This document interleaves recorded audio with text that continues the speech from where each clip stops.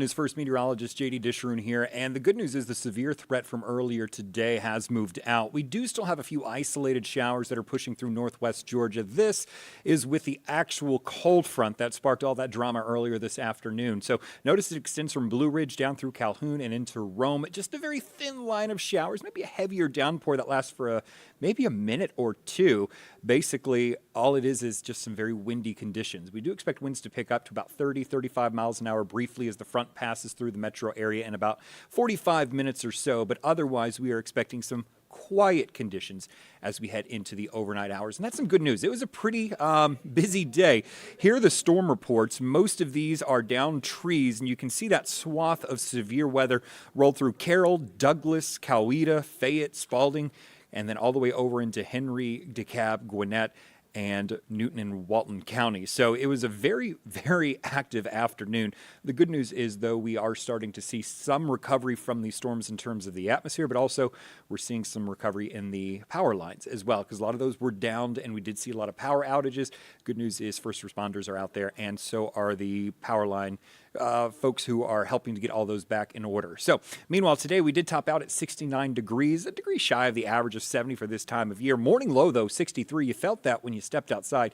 That warm, humid air mass is really what kind of helped to fuel the moisture for today. For the afternoon, though, we're going to be seeing some clearing of the skies. Notice there in that shot looking over the Atlanta traffic that we do see a little bit of sunshine starting to peek on through. That's what we do expect to see, some major clearing overnight and some very sunny skies to start you off for your Tuesday morning. Winds are still out of the west at 9 miles an hour. Once the front passes, we do expect a northerly to northwesterly wind, and that's, again, going to kick up, gusting 30, 35 miles an hour briefly once that frontal system moves through in about an hour or so.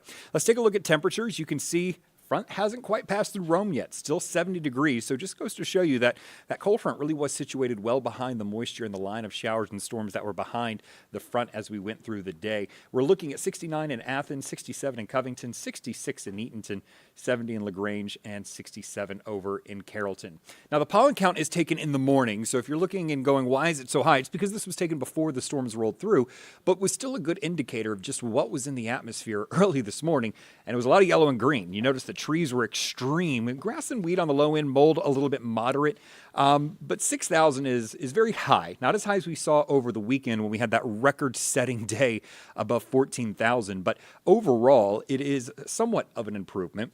After today's showers and storms, we do expect this number to drop dramatically by the time we get into Tuesday morning. Unfortunately, late March, early April, which is exactly where we are. Tomorrow is April 1st. Mother Nature tends to rebound really quickly in terms of its pollen production. So I only think we're going to get 1 day of relief out of this before Wednesday and even Thursday.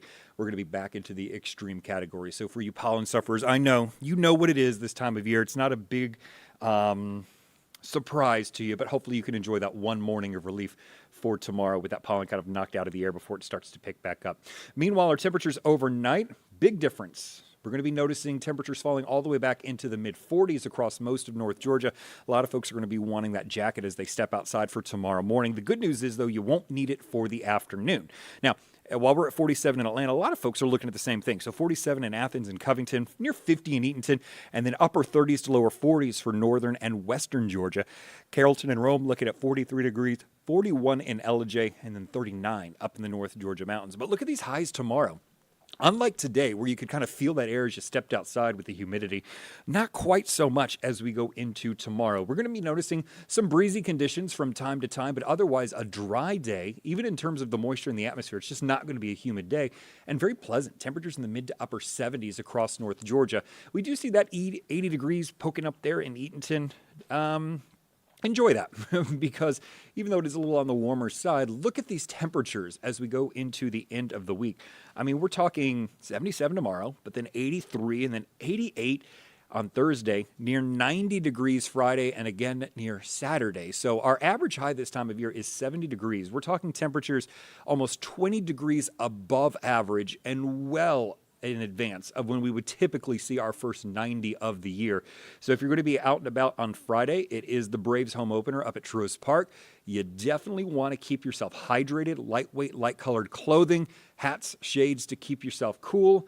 And obviously, if you're going to be taking in any libations, make sure to mix it in with a lot of water. And then more importantly, keep that sunscreen on you and keep it regularly reapplied. So again, here's your 7-day forecast. Tomorrow we're going to be looking at temperatures right around 77 degrees. It will be a little bit breezy out there as we go through the morning hours and into the afternoon. I think by tomorrow night we'll start to see those winds subside just a bit.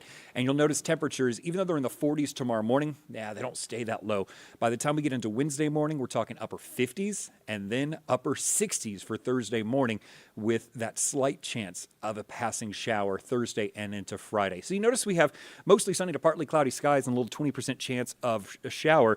It's almost like we're kind of settling into a summertime pattern here over the next several days. So most of us will stay dry, but we can't rule out an isolated shower storm during the heat of the day. So again, less of an April pattern, more of a June and July pattern, but it's just going to have to be something we're going to be dealing with. Heading on in towards your weekend, Saturday, look at that, 88 degrees. And then we finally cool things down, but not because of, just because we're supposed to, but because we have another front pushing through. So it's almost going to be weather whiplash as we get into next weekend. We've already designated Sunday to be a first alert weather day. We're going to be looking at showers and storms rolling through late in the day. As of right now, models are kind of focusing in on the evening hours and overnight into early Monday. And I think by Monday afternoon, all of this is out of the picture. Notice that 20% chance with mostly cloudy skies to start off next week, and temperatures much cooler, maybe even below average for the first time in quite some time. We're going to be looking at those mid 60s for the afternoon high. So that is a big change out there. Otherwise, though, I hope you get out there and enjoy the next few days. Even though it's going to be hot, at least we're going to be dry. It'll be perfect excuse to get out, hit the patios for lunch, maybe an outdoor walk with a pet, or just to enjoy what Mother Nature has to offer you if you don't have allergies. That is the caveat there for you allergy sufferers. I do apologize. We are going to be looking at very high pollen counts, at least for the next week or two. Have a wonderful afternoon, everyone.